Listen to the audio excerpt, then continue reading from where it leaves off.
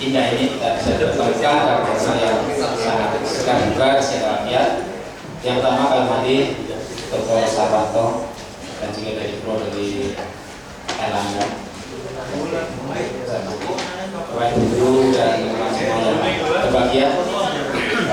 Pada siang ini kita akan melaksanakan sebuah pembekalan dari uji kompetensi karena merupakan hal yang bagi kita semuanya sepertinya sangat dirindukan. Iya, kenapa? Bahkan dari dulu itu semuanya seperti yang telah kami sampaikan nanti, kita pada saat ini akan mendapatkan pembekalan di pagi, sehingga dengan kita akan sedikit mengurangi rasa ketidakberkahan kita dalam hal itu soal nanti. Dan pada saat ini telah hadir sebagai kami Dr. Sarwanto MSI, sebagai kami di UNS. Tadi beliau punya nasib yang ternyata jauh lebih baik dibandingkan kami. Kami bacakan kurikulum vitae beliau. Pertama, nama Dr. Sarwanto MSI, kerjaan jurusan pendidikan fisika FKB UNS. Pendidikan terakhir S3 pendidikan IPA di UPI Bandung. Keluarga, beliau adalah suami dari Ibu Dera Agustini, guru fisika SMA 3. Ini juga ternyata teman lama, karena jadi mengejar duluan. Kisah sama beliau itu katanya beliau sudah mengejar duluan. Dan beliau awet sampai sekarang. Dan alhamdulillah semoga ya sampai tua nanti.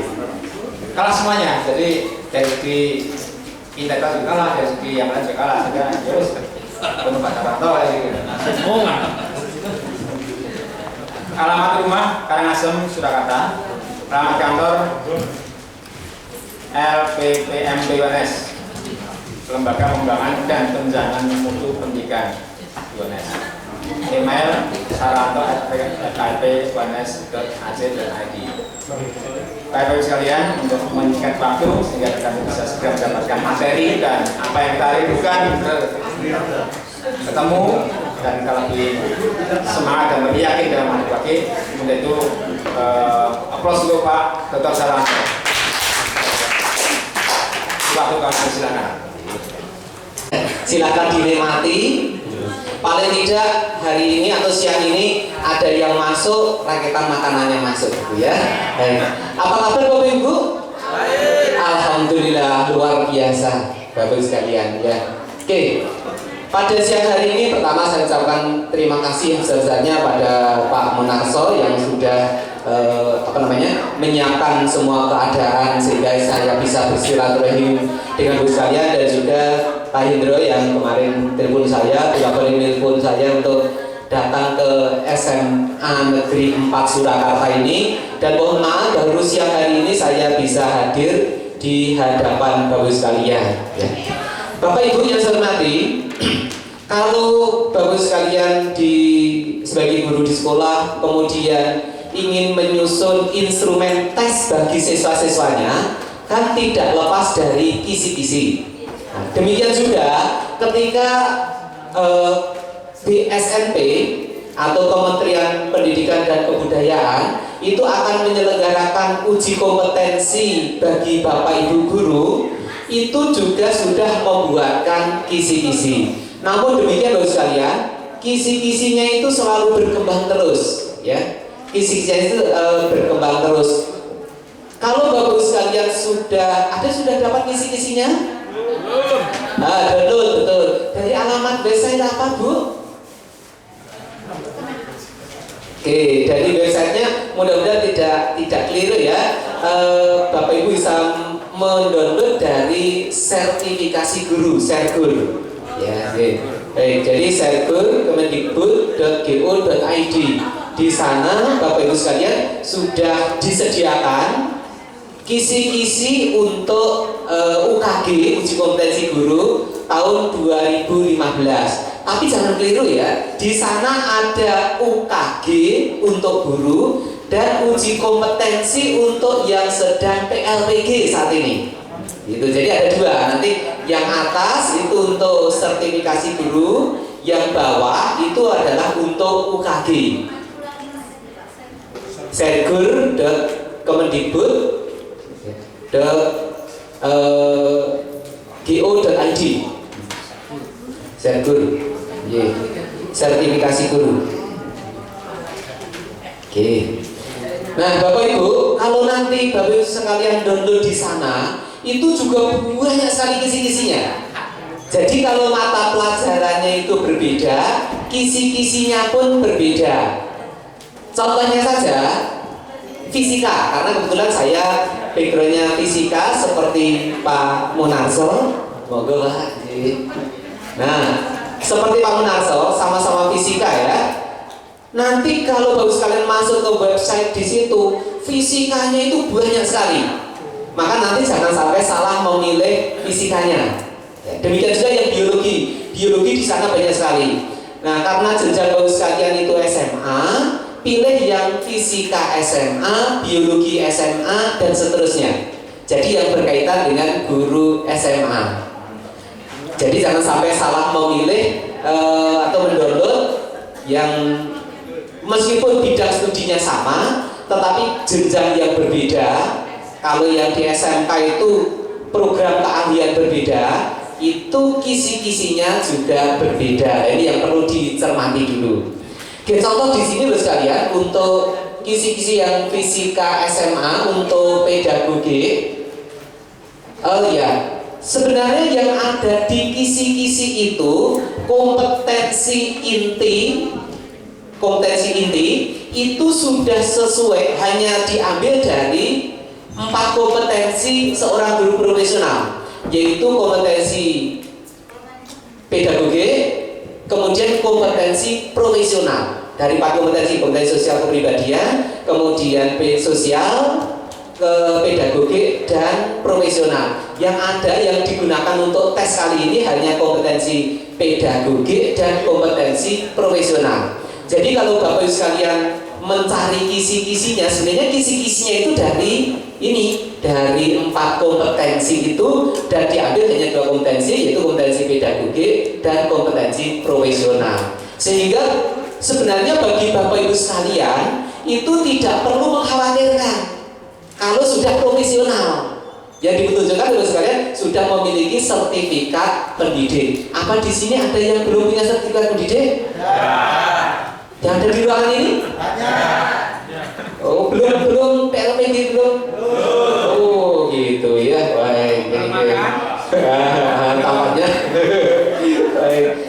Berarti jam pengajarnya kan bisa sedikit saja ya, biar teman-teman yang lain yang sudah sertifikat, yang bersertifikat itu kan bisa memenuhi 24 ya. Baik, luar biasa di sini. Baik Bapak Ibu, ketika kita lihat di kisi-kisi tersebut, ya di kisi-kisi di sini, komponen pedagogi mulai dari menguasai karakteristik peserta didik. Ya, saya itu sampai repot tadi. Saya besarkan, ya. Yang kelihatan hanya sedikit. Oke, baik. Nah, gini. Jadi ketika kita nanti lihat kisi-kisi yang ada di kisi-kisi UKG itu, baru lihat kompetensi inti itu sudah seperti yang ada di permen nomor berapa Pak? Nomor 16 ya. Yang 4 kompetensi itu.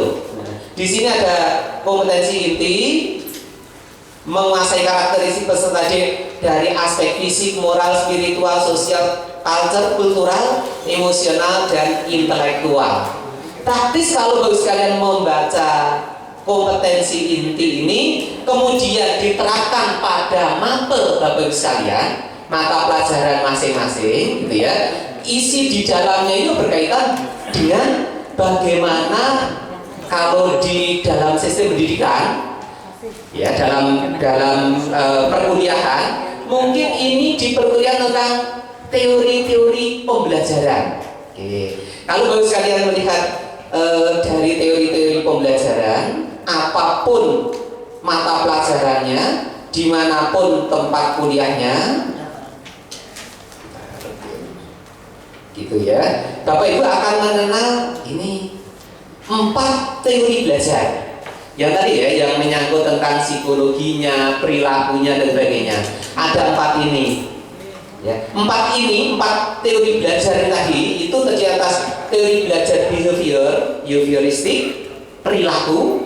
Yang kedua, kognitif, ya, teori belajar tentang pengetahuan. Yang ketiga, teori belajar humanistik dan teori belajar konstruktivis.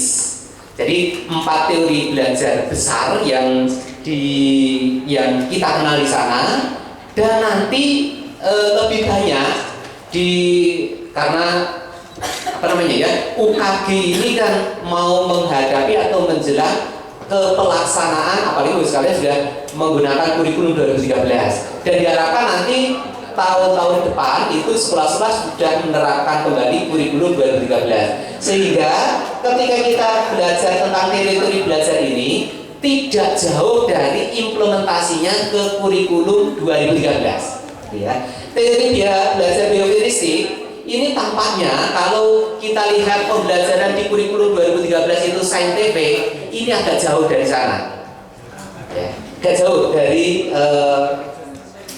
kurikulum 2013 tentang saintifik. Karena di teori belajar behavioristik, namanya juga behavior, ya, perilaku, nanti lebih banyak diungkapkan tentang bagaimana membentuk perilaku. Artinya perilaku itu terbentuk dengan cara apa. Yang paling sering digunakan adalah menggunakan stimulus dan respon, ya. Diberikan sesuatu rangsangan supaya anak memberikan reaksi, diberikan stimulus supaya peserta didik itu memberikan reaksi. Contohnya, ya, kalau mahasiswa dapat menyelesaikan tugas-tugas, nanti diberi iming-iming dapat nilai A.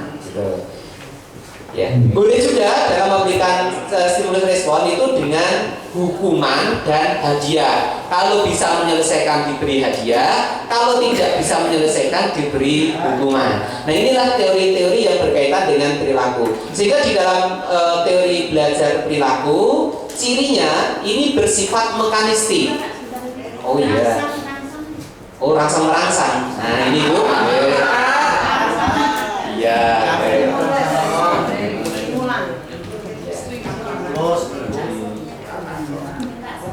Oh, bisa kalau sopnya nanti Ibu, ya. Nah, sop matahari boleh, ya. Sop mantan juga boleh, enggak apa-apa. Ya, nanti diberi sop. Karena minumannya dan snacknya udah ada. Sopnya aja dulu. Baik. Ya.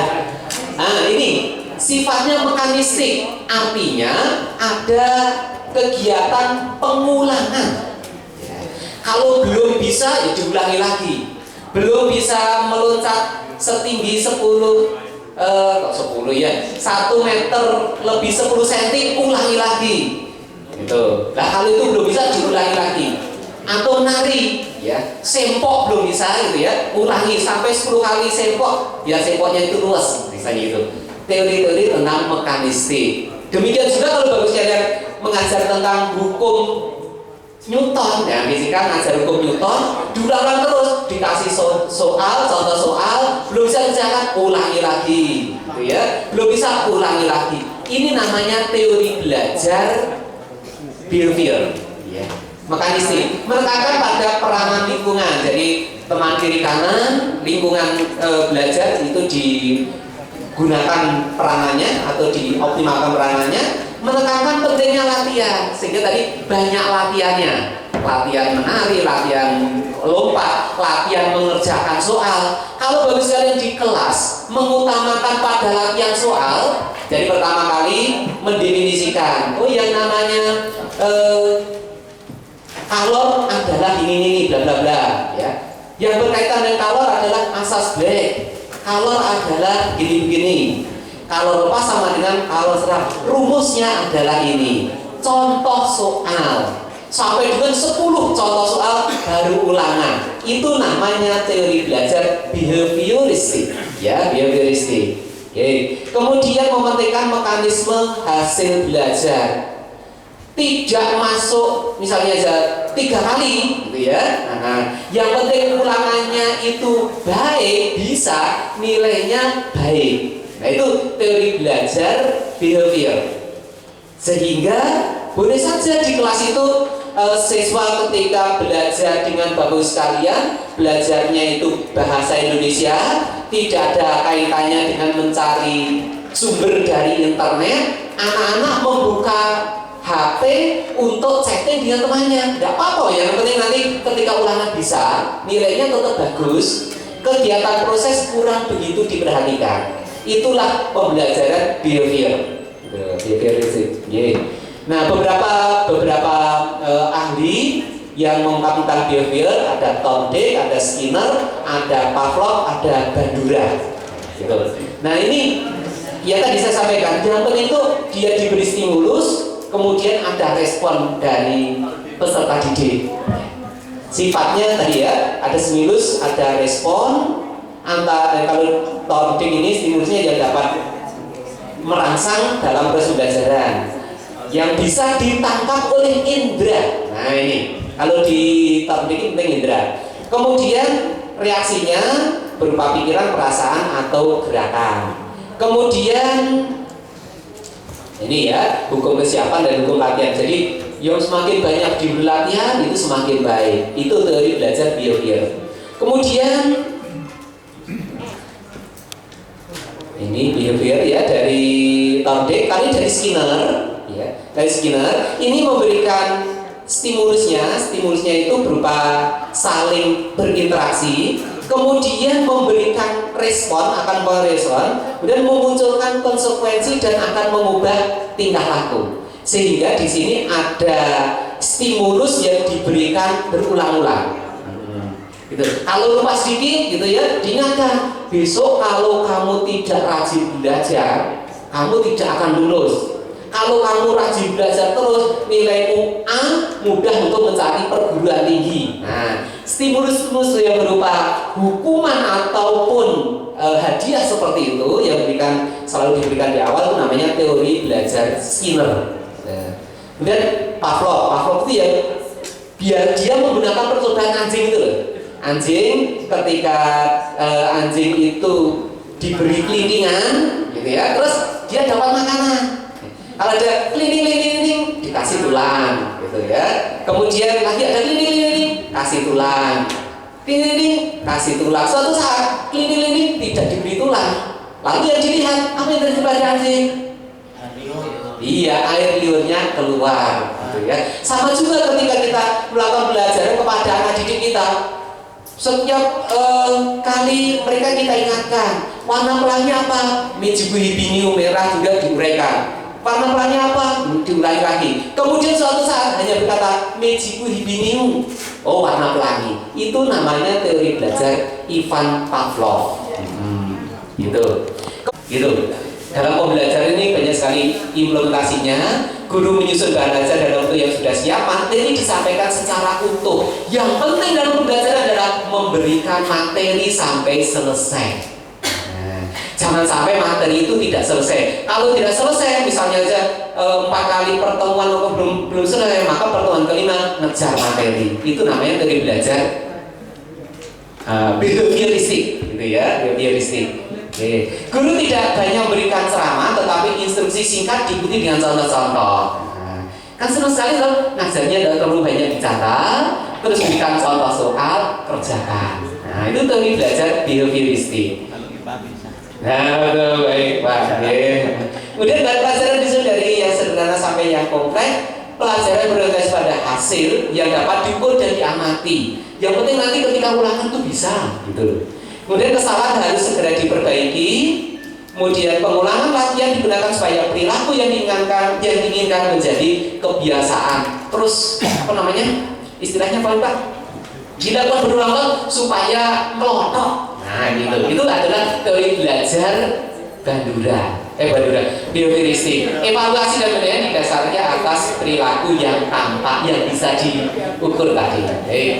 Nah ini yang mungkin agak dekat-dekat kalau di sini ya, dekat-dekat yang diarahkan, tapi yang agak sulit-sulit dilakukan.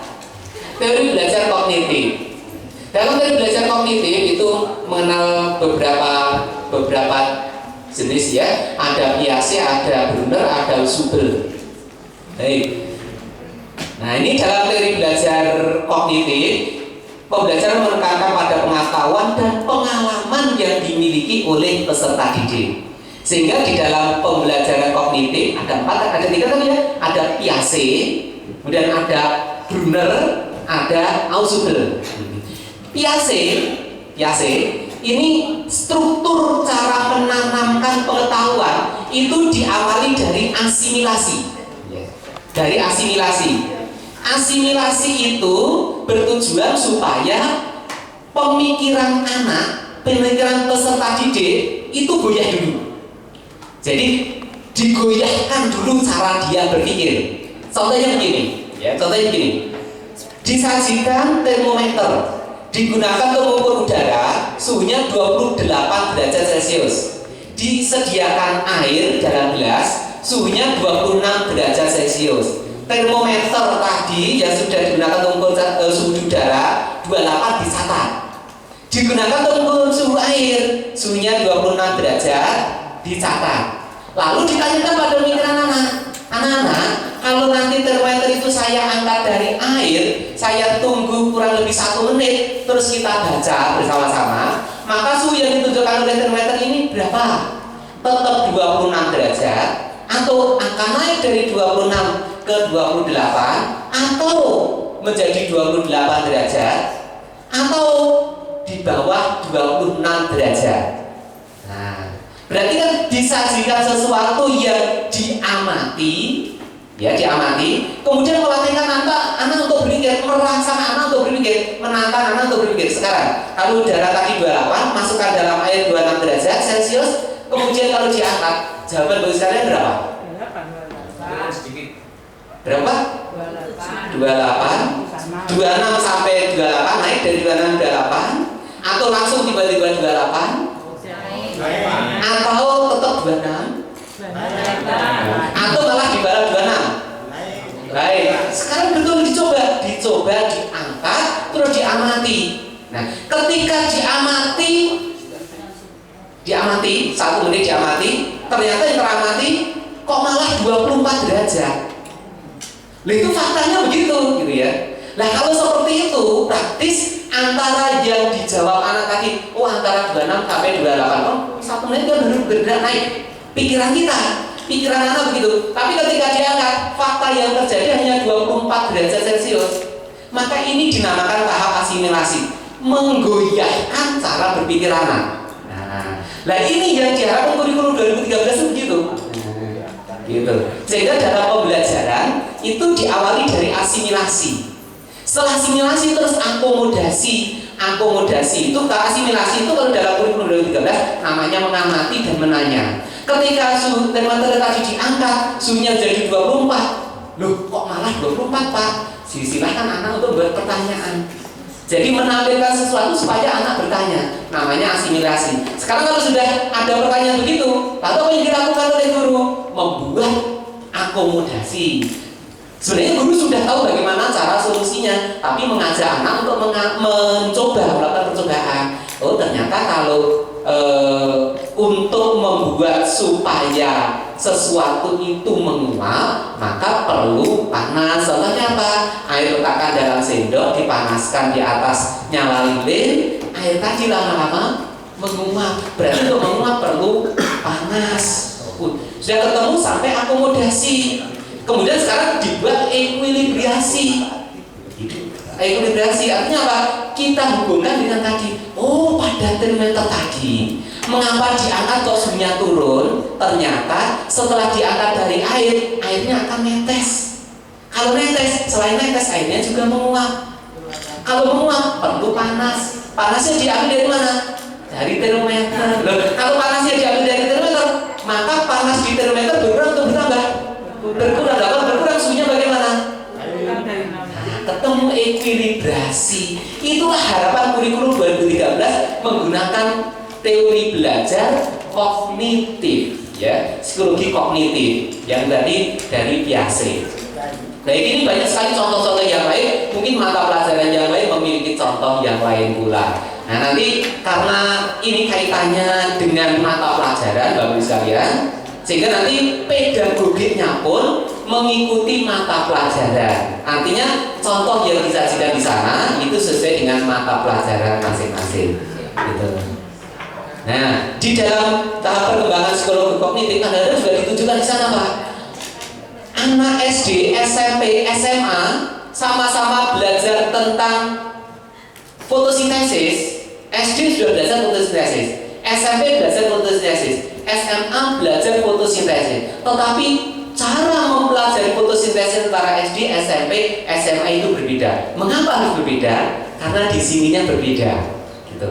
Namanya teori belajar Piaget. Anak yang baru lahir, ya sampai dengan umur 2 tahun, tahap berpikirnya sensori motor. Apa-apa itu dibilang, apa-apa dipegang, dicium, dimasukkan dalam mulut, sensori motor. Kemudian anak usia TK itu nama berpikirnya, tingkat berpikirnya namanya praoperasional. Artinya dia selalu ingin menanyakan.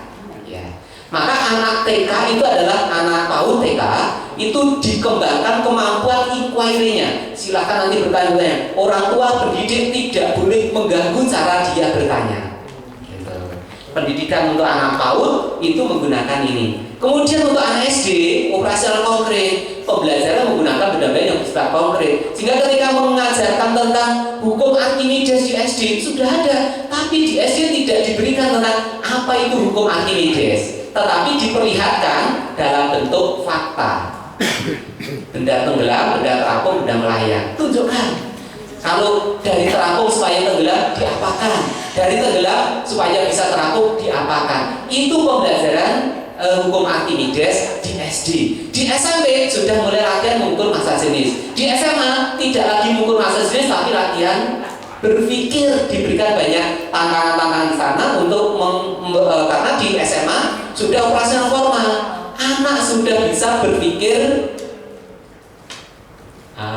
abstrak. Nah ini formal operasional formal atau formal operasional. Nah ini bagus sekali di tingkat SMA. Maka di tingkat SMA nanti kalau ada soal pasti berkaitan dengan ini. Anak SMA sudah mampu berpikir abstrak sehingga dalam pembelajaran, meskipun ada percobaan, tapi proses percobaannya harus sampai tahap menyimpulkan sendiri. Gitu ya. Jadi pelajaran apapun juga ada kegiatan percobaan, maka siswa bisa menyimpulkan sendiri. Karena anak SMA menurut Piaget sudah sampai tahap berpikir formal operasional atau operasional formal. Nah, kalau nanti Bapak Ibu lihat di kurikulum 2013, tahapan ini tadi di kurikulum 2013 itu ya, Bapak Ibu akan menemukan istilah faktual, konseptual, prosedural, metakognisi, gitu ya. Dimensi pengetahuan dari siapa itu? Dari yang memiliki taksonomi Bloom. Ya, Anderson ya, dari Anderson taksonomi pengetahuan, dimensi pengetahuan untuk Anderson yang digunakan dalam kurikulum 2013 ya. Kemampuan berpikir itu dari Piaget ini tadi digeser ke tahapan pengetahuan. Namanya faktual, konseptual, prosedural, metakognisi. Untuk siswa SD itu hanya tahap faktual.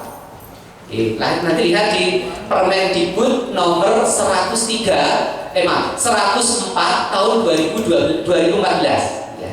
Permendikbud nomor 104 tahun 2014 yang sekarang baru tahap direvisi ya. Nah di sana nanti dikenalkan ada atau baru sekarang akan menemukan istilah faktual, konseptual, prosedural, metakognisi. Anak SD ya, SD ini itu adalah tahap faktual. Karena apa? Berpikirnya operasional konkret.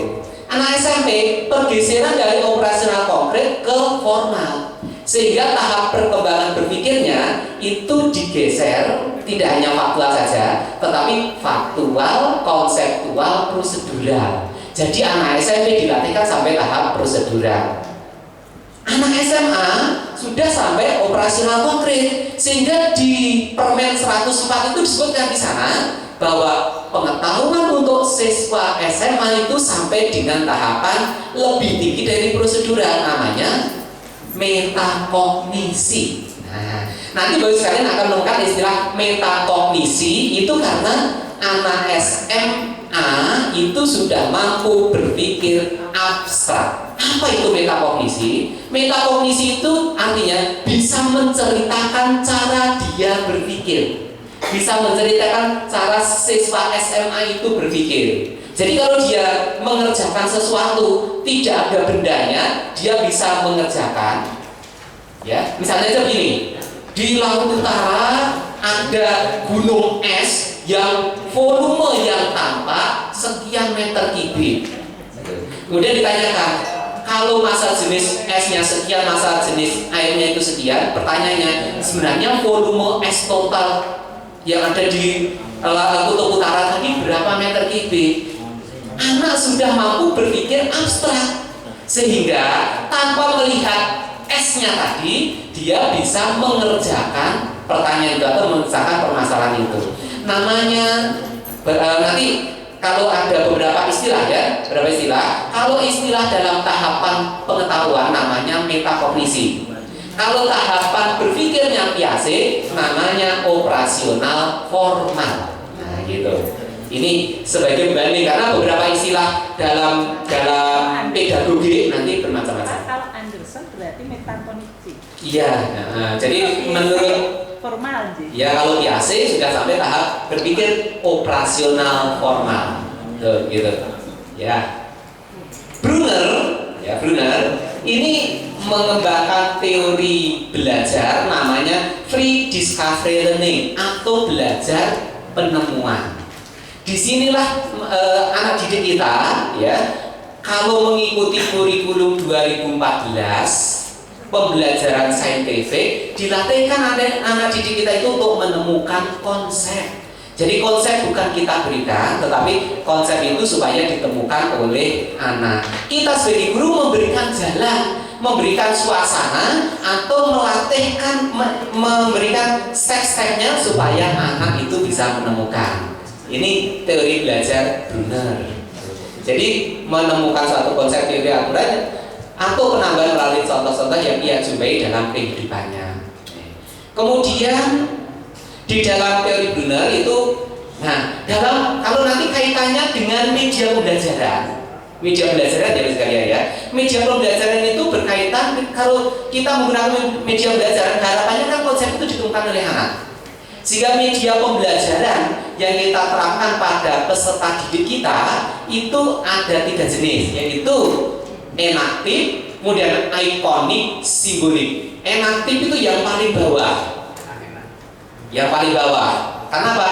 Pengalaman langsung. Ikonik dibuat ikon, seperti simbol, tetapi simbol yang masih menyerupai bendanya. Contohnya, kalau bapak sekalian lihat di laptop ingin menyimpan, ada gambar itu, gambarnya apa? Iya, flash disk atau disket.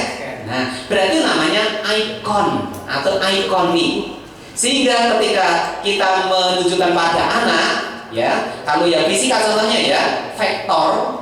Kalau vektor itu dibahasakan secara enaktif, itu ditarik atau didorong, terus bergerak kemana? Itu vektor secara faktual, secara enaktif. Kemudian kalau vektor tadi digambarkan panah panjangnya berapa, arahnya kemana, itu namanya ikonik. Ya gitu. Nah, bagaimana dengan simbol? Ketika kita memiliki huruf F, kemudian di atasnya kasih tanda panah kecil, oh itu artinya vektor F, namanya simbolik. Nah, dari sini, dari enaktif, ikonik, simbolik ini tadi, itu tadi teori belajar siapa Bapak Ibu? Brunner. Ya. Nah, kalau ini diterapkan dalam media, karena nanti di pedagogi juga ada media, maka media yang berkaitan dengan teori belajar Brunner itu media dari Edgar Dale. Di sana ada kerucut Dale, ada kerucut pengetahuan dari Brunner yang divisualisasikan oleh Dale dalam bentuk kerucut Dale, seperti segitiga gitu. Berarti bawahnya kan besar. Itu adalah enaktif, pengalaman langsung, praktek mengunjungi tempat-tempat tertentu. Yang kedua, ikonik, di atasnya sedikit dengan lambang-lambang gambar dan sebagainya. Jadi kalau kita melakukan pembelajaran disediakan PowerPoint, di sana banyak gambar-gambar, ikonik. Ya, ikonik. Kemudian yang paling atas itu bentuknya adalah simbolik. Simbolik itu adalah dapat diberikan pada peserta didik yang sudah mampu berpikir abstrak, sehingga kita bisa memberikan pembelajaran pada anak didik di tingkat SMA. Ya, fotosintesis adalah, ya, karena apa? Sudah sampai tahap berpikir abstrak. Maka tidak salah ketika kita melakukan pembelajaran di SMA diawali dengan hukum Ohm. Bunyi dari hukum Ohm adalah, boleh begitu, ya. Karena apa? Mereka sudah bisa berpikir dalam bentuk simbolik, ya, simbol. Nah, gitu. Baik, ini tahap berpikir pengetahuan tadi. Ausubel ya. Ini ciri dari teori belajar Ausubel itu adalah menghubungkan apa yang sudah dimiliki oleh anak sebelumnya dengan apa yang baru dipelajari nanti. Oke. Berarti di situ ada proses menghubungkan pengetahuan awal dengan pengetahuan yang akan disajikan pada hari ini. Maka di dalam pembelajaran di kegiatan awal kadang-kadang Bapak mengatakan ada apersepsi. Apersepsi itu tujuannya adalah supaya mereka mengingat sesuatu yang sudah pernah dilihat sebelumnya, ya. Sesuatu yang sudah pernah dipelajari sebelumnya. Persepsi anak terhadap sesuatu yang mau dipelajari. Nah, hari ini menghubungkan apa yang sudah dipelajari sebelumnya dengan menambahkan sesuatu yang lebih detail, lebih mendalam dan sebagainya. Teori belajar Ausubel, supaya apa yang kita pelajari tadi bisa bermakna. Contohnya tadi, ketika kita tadi masukkan termometer dalam air, kita angkat kok suhunya turun. Nah, itu supaya sampai pada tahap ini belajar bermakna, kita berikan contohnya. Ada nggak contoh alat yang menggunakan prinsip kerja seperti itu? Nah, gitu. Ada contohnya. Apa itu? Oh, kalau kita ingin melihat ruangan di sini itu udaranya basah atau udaranya kering, kita bisa menggunakan alat seperti itu. Namanya apa? Hygrometer. Nah, hygrometer itu alat untuk mengukur kelembapan udara. Kita tidak perlu beli alat yang mahal untuk hygrometer. Cukup membeli 2 termometer, yang satunya basah dikasih air, yang satunya kering, tidak usah dikasih air, didiamkan saja. Lalu kalau nanti diletakkan di udara, mana yang suhunya akan sama atau beda? Antara termometer yang basah dan yang kering? Beda. Mana yang lebih rendah suhunya? Yang basah, yang ada airnya tadi. Dengan melihat, oh yang ada airnya itu 24 derajat, yang tidak ada airnya, yang kering itu 26 derajat. Oh, ada selisih. Ketika kita lihat ada selisihnya, kita bisa membandingkan dengan tabel. Oh, kalau selisihnya 2 derajat dan suhu yang tinggi tadi 26, kelembapannya sekian persen. Berarti untuk membeli hygrometer tidak usah membeli dengan harga yang mahal. Kita bisa membuat hygrometer sendiri. Itu bisa bermakna bagi mereka. Oh, ternyata hanya begitu saja loh membuat hygrometer itu. Pembelajaran bermakna. Di dalam kurikulum 2013, ya, dalam kurikulum 2013 yang dikenal dengan Molimo itu, sekarang kan ditambahin M-nya satu lagi. Jadi mengamati, menanya, mencoba, menawar, itu biasa. Apa lagi, Bu? Mengkomunikasikan. M yang terakhir itu kaitannya dengan belajar bermakna, mencipta, create, ya, mencipta. Jadi mencipta itu kalau dari teori belajar tadi Ausubel itu memang cocok sekali karena di sana jadi relevan dengan teori belajar Ausubel supaya pembelajaran itu bermakna. Ya, ini kaitannya dengan pembelajaran teori kognitif. Kemudian humanistik. Ya, humanistik itu ada pertanyaan, Bu, menanya? Oh, ya udah, enggak ya. Humanistik ini berkaitan dengan memanusiakan manusia. Nah, kira-kira begitu. Sehingga dalam teori belajar humanistik, menurut Paul ini ada 4 tahapan: pengalaman konkret, kemudian pengalaman aktif dan reflektif, memberikan konseptual, kemudian eksperimentasi aktif. Ini tahapan-tahapan dalam teori belajar humanistik dari Cole. Ada juga teori belajar humanistik yang lain dari Hane dan Mumford, itu aktivis, reflektor, teoris, pragmatis. Biasanya dalam bidang bahasa dan seni itu banyak mengacu ke sini. Kemudian ini benar ya, teknis, praktis, kemudian emansipatoris. Jadi penyamaan antara satu orang dengan orang lain, antara siswa dengan siswa yang lain. Makanya ini seringkali kan digunakan untuk penyamaan gender, gitu ya. Karena sifatnya humanis sekali. Kemudian, nah ini tadi ya, taksonomi Bloom itu juga ukurannya itu manusia. Artinya domain pengetahuan, domain perilaku atau afektif, sikap, dan domain dari psikomotorik, perilaku, tindakan itu didasarkan atas kemampuan kita sebagai manusia mengukur manusia yang lain. Sehingga di dalam domain pengetahuan yang mulai dari ingat, kemudian memahami, menerapkan, menganalisis, mensintesis, evaluasi. Ini seringkali Bapak Ibu gunakan ketika menyusun instrumen penilaian, gitu ya. Termasuk di dalamnya adalah melaksanakan pembelajaran, gitu. Ya. Namun demikian ini diperbaiki oleh Anderson.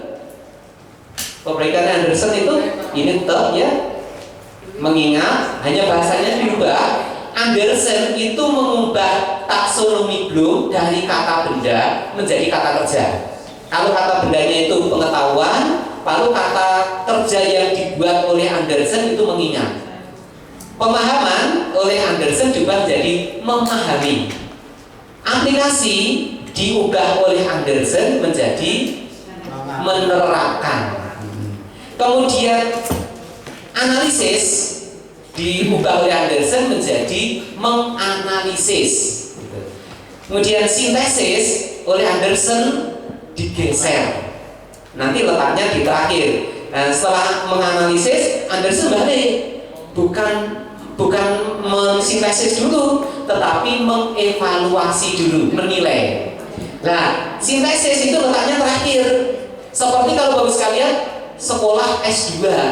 S2 itu kan produk akhirnya berupa tesis. Artinya kalau tesis itu mesti harus ada kebaharuannya, meskipun sedikit ada kebaharuannya. Sehingga si Anderson ini tadi tesis letakkan terakhir namanya mencipta atau create. Nah ini yang ada perubahan di taksonomi Bloom, dari taksonomi Bloom yang dibuat oleh Bloom sendiri oleh yang memperbaiki muridnya, yaitu Anderson itu tadi dengan mengubah dari kata benda jadi kata kerja dan mengubah dari urutannya.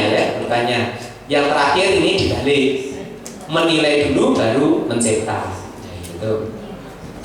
Domain psikomotorik ada mulai dari meniru sampai dengan yang terakhir itu naturalisasi, artinya gerakan yang sudah terjiwai pada dirinya.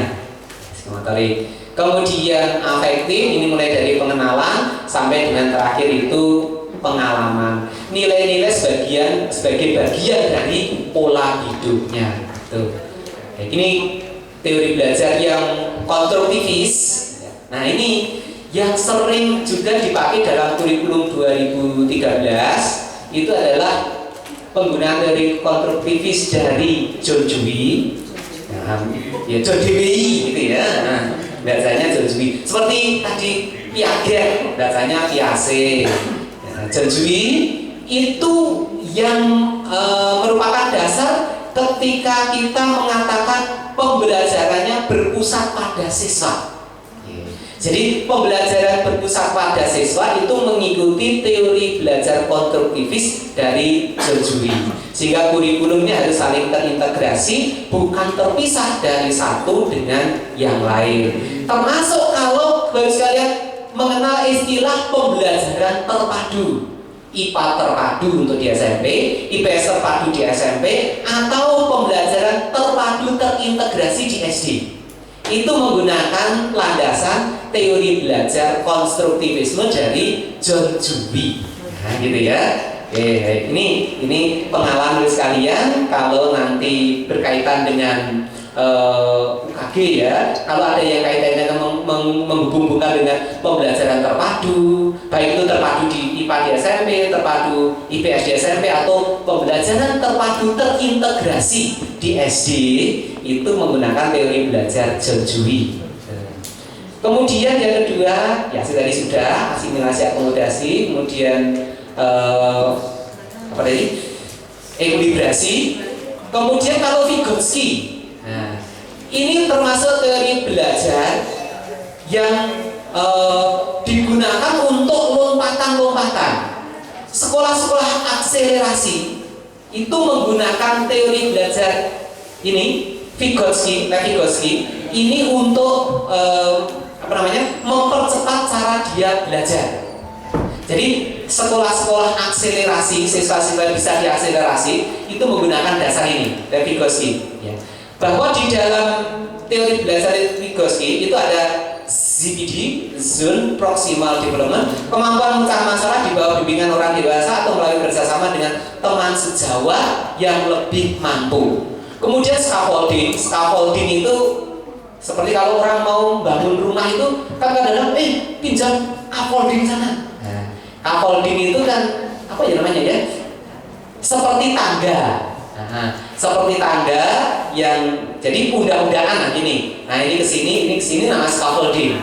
Jadi dalam pembelajaran mengikuti teori belajar Vygotsky, kalau Bapak Ibu sekalian meminta satu anak membantu teman yang lain untuk memecahkan masalah, itu mengikuti teori belajar Vygotsky ya. Jadi kalau misalnya menggunakan pembelajaran kooperatif ataupun kooperatif dan kolaboratif, itu namanya teori belajar Vygotsky.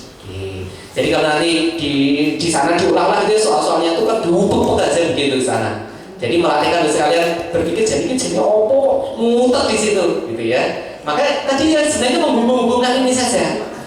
Nah, dalam zone proximal development di sini peran dari sejawat ini sangat penting sekali untuk membantu temannya supaya meningkat pengetahuannya. Jadi pengetahuan itu bukan dibangun sendirian, tetapi dibangun bersama-sama dengan sejawatnya.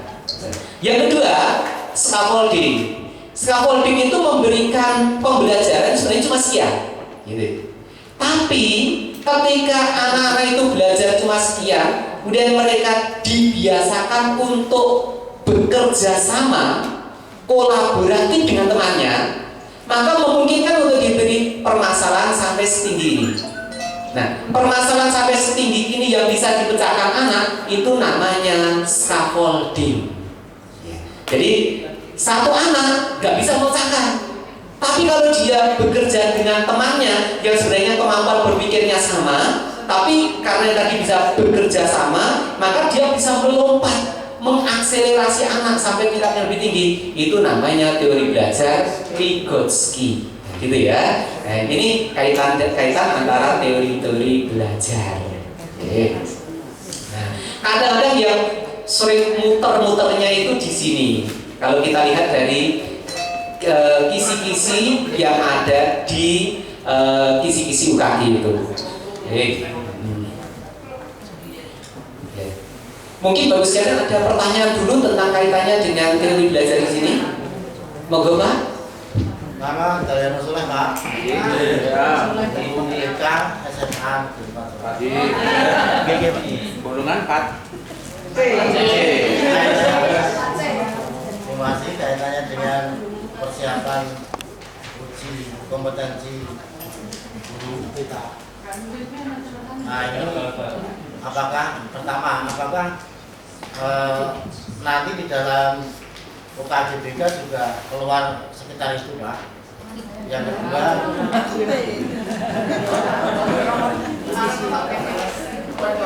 ya karena tadi banyak dikaitkan dengan fisika masalahnya. Jadi saya juga tidak nyambung. Yang kedua kaitannya dengan teori belajar tadi. Kalau diaplikasikan ke dalam mengajar setiap hari itu bagaimana cara merangkum di dalam misalnya satu pelajaran semacam itu, misalnya konstruktivisme atau behaviorisme semacam itu, karena di dalam model-model belajar sekarang itu kan sudah ditemukan berbagai model atau belajar yang bermacam-macam model. Lalu apa urgensinya dengan teori-teori yang ada di sini? Terima kasih. Baik, terima kasih ya. Yang pertama, makna dari teori atau landasan dalam melakukan pembelajaran. Jadi teori itu merupakan fundamennya, fondamen dalam melakukan pembelajaran. Kalau apa namanya ya, kita bangun rumah Pak, itu pertama dulu Pak yang dijawab Pak. Yang pertama kan. Oh yang minta tadi ya? Oh, ya baik. Baik, sebenarnya begini Pak, kalau contoh tadi di sana sudah saya sampaikan di awal tadi bahwa kalau kompetensi intinya itu sama, hanya kompetensi pada guru mata pelajaran itu yang nanti akan berbeda antara satu mata pelajaran dengan mata pelajaran yang lain. Artinya begini, nah di sini kompetensi inti ini semuanya sama Pak, untuk semua guru. Nah nanti di sebelah kanannya di sini Pak, untuk guru BK, guru fisika, matematika, biologi itu biasanya pemberian contohnya atau pemberian kasusnya. Nah, yang perlu ini Bapak sekalian, perlu diperhatikan di dalam UKG itu soal-soal yang dibuat di sana itu bukan soal-soal low order thinking skill, bukan kemampuan berpikir, mengingat, memahami, menerapkan lagi.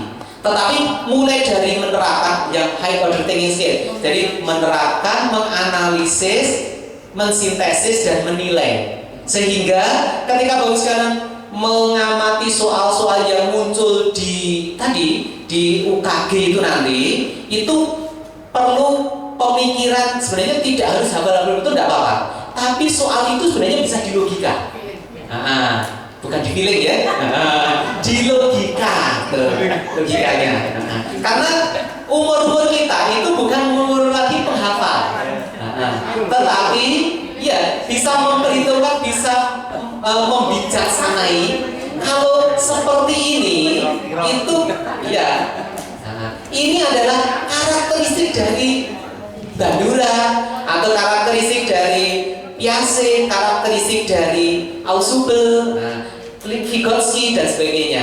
Jadi Bapak Ibu sekalian kalau tadi lihat di situ, itu tadi kan hanya karakteristiknya, yang mendasarnya begitu, gitu ya. Jadi setiap mata pelajaran nanti kompetensi intinya itu sama, hanya penerapannya pada mapel, contoh di mapel itu yang berbeda-beda.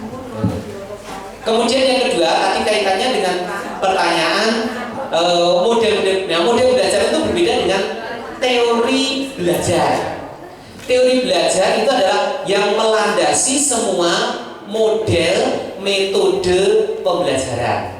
Jadi teori belajar itu merupakan fundamennya ketika kita mau membangun model rumah. Mau membangun model rumah joglo, maka pondasinya pakai umpak, misalnya gitu. Tapi kalau mau membangun rumah modelnya tadi tingkat 3, nggak bisa pakai umpak, pakai cakar ayam. Umpak cakar ayam itu tadi identik dengan teori belajar. Yang dibangun di atasnya itu nanti jadi model pembelajaran. Nah itu kalau saya perumpamakan itu begitu, perumpamaan antara model dengan teori belajar. Nah sekaligus ini berkaitan dengan model dan teori belajar tadi. Nah ini Fisika meneh. Nah kebetulan sini kisahnya fisika kok Pak. Bisa fisika Pak, dikare Pak. Pak, dulu. Nggih. Sebentar Pak, ini saya tanya. Monggo. Tadi Bapak menyebutkan istilah yang sebenarnya saya asing itu. Nggih. Bapak menyebutkan pedagogi itu pedagogi Pak. Pedagogi begitu. Pedagogi. Bukan kok. Oh beda bukit. Oh iya, ada. Anu Pak, orang Wonogiri Pak sukanya makan bugik. Gitu. Sehingga bilang medan bugik itu kebablasan K. Karena dulu makannya bugik Pak. Gitu. Saya jadi bertanya ya. Oh, bugik dari Nilsa Bu? Oh gitu. Itu nasi. Iya betul, timbul. Timbul yang sudah kering dimasak lagi, gitu ya. Karena itu udah tasan kok gitu Bu. Iya. Baik. Jadi yang itu pedagogi Pak ya. Iya betul pedagogi. Aku mau bilang, saya mau bilang pedagogi itu rasanya kok jadi karena makannya dulu bugik. Pedagogi. Oke, Bapak Ibu, ketika tadi kita sudah bicara, ini sekaligus ya. Tadi kita sudah belajar membicarakan tentang landasan teorinya. Sekarang ke yang lebih tinggi sedikit, yaitu ke pendekatan pembelajaran, kemudian ke strategi pembelajaran, model dan metode, serta teknik taktik ya. Baik, Bapak Ibu, di sini kalau kita lihat di sini, pendekatan itu adalah titik tolak atau sudut pandang terhadap proses pembelajaran. Artinya di dalam pendekatan itu tidak akan muncul, artinya gini, dampak dari pendekatan itu tidak akan muncul setelah pembelajaran selesai.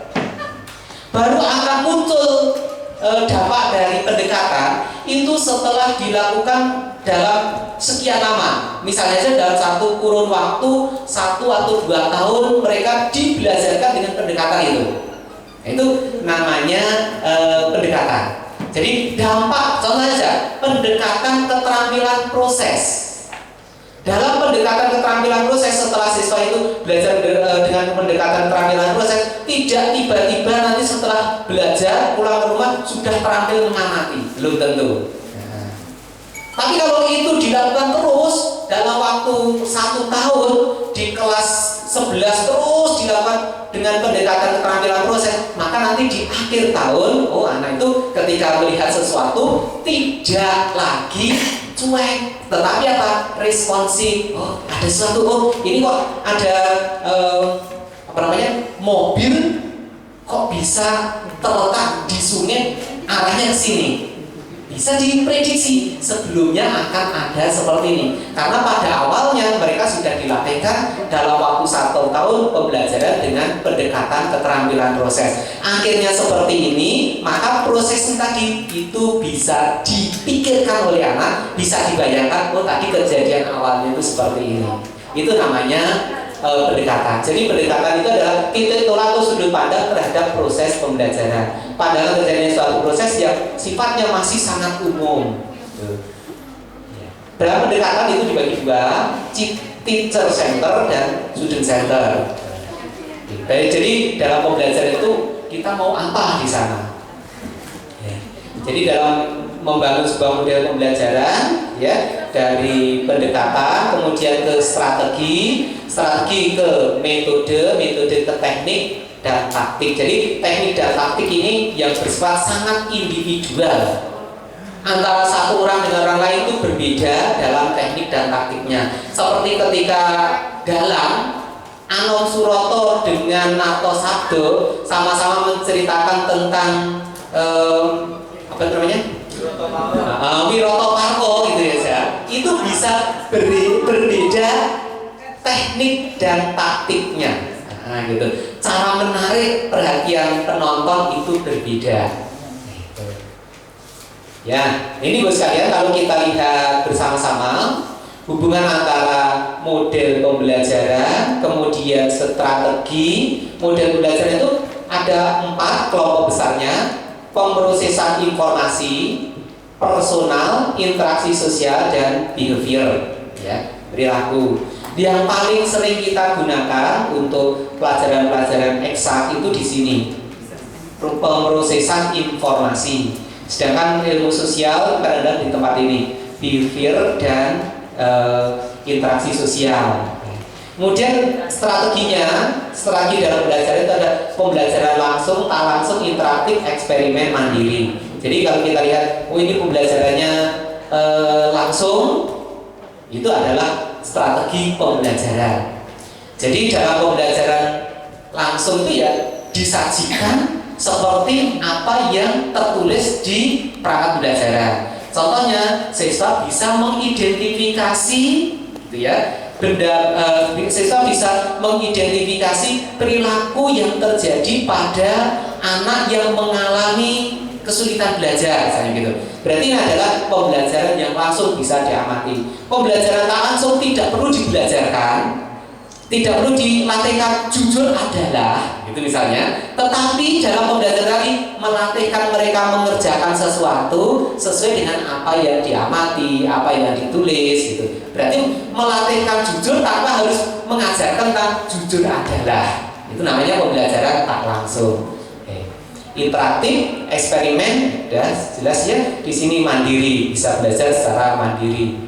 Metode pembelajaran mulai dari role playing, visual grafis ya, belajar kelompok, pemecahan masalah, simulasi, menggunakan fakta, konsep, ceramah, studi kasus, inquiry, discovery, debat. Kemudian keterampilan pembelajaran, ya, ini yang sudah bersifat khas dari seseorang. Itu adalah bagaimana cara mengevaluasinya, memberikan demonstrasinya, gitu ya, memberikan pertanyaan. Cara bertanya dari satu guru dengan guru yang lain itu khas sekali. Ya.